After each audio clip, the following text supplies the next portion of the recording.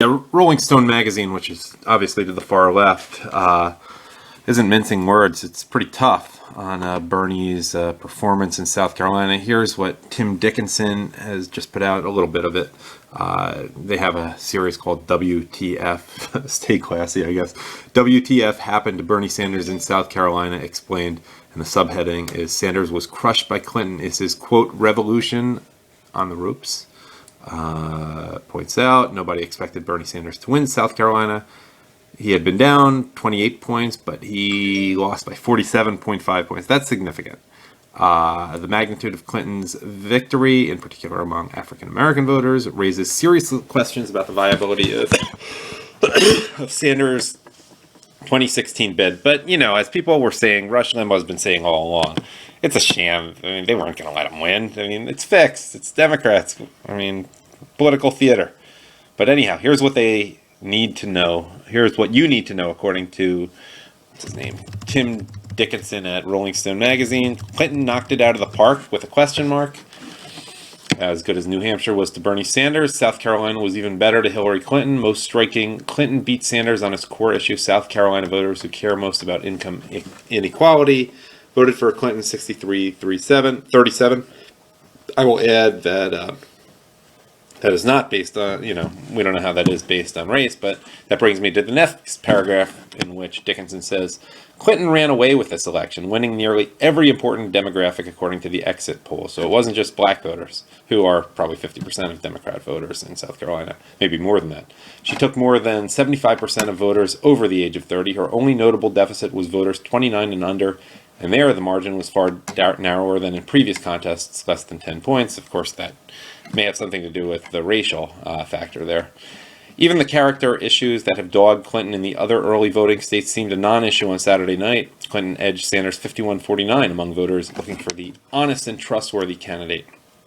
By the end of the night, Clinton had also run up the score in the battle for convention delegates, winning 39 to Sanders 14. Yeah, that's an overwhelming margin by this point. Then he asks, did the Clinton firewall hold? Clinton won African-American voters by a margin of 86-14. Black women chose Clinton 89-11. Wow. Wow.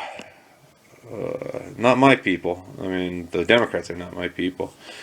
But anyhow, I go on. This is a ringing endorsement of Clinton by black voters. Make no mistake, but these numbers look like something else too. A key component of the Democratic electorate exercising a veto of the Sanders candidacy. Well stated.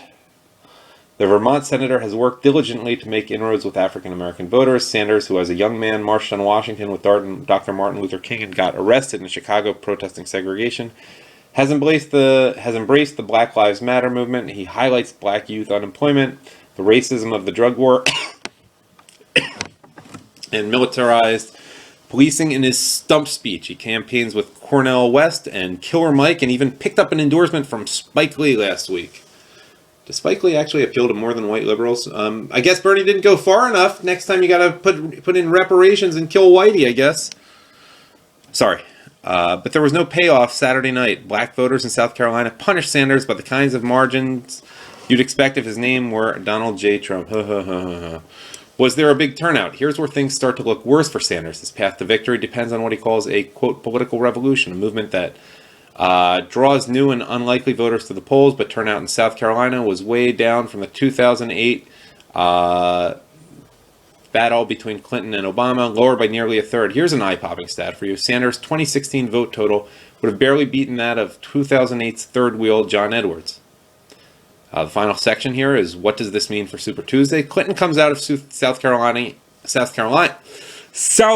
having beaten heady expectations and carrying momentum into the Super Tuesday primaries. Many of these contests are in southern states with large African-American populations, including Georgia, Alabama, Arkansas, Virginia, Tennessee, and Texas. Does Arkansas have that many African-Americans? I don't know. I just figured it was more Ozarks. If South Carolina is not an outlier, yeah, of course, Arkansas has a lot of blacks. What am I thinking? If South Carolina is not an outlier, Clinton could win huge down south, banking a sizable delegate advantage and begin to recapture the aura of inevitability with which she began this campaign. The fix has always been in, Bernie people. Sorry. Oh well. Now you know.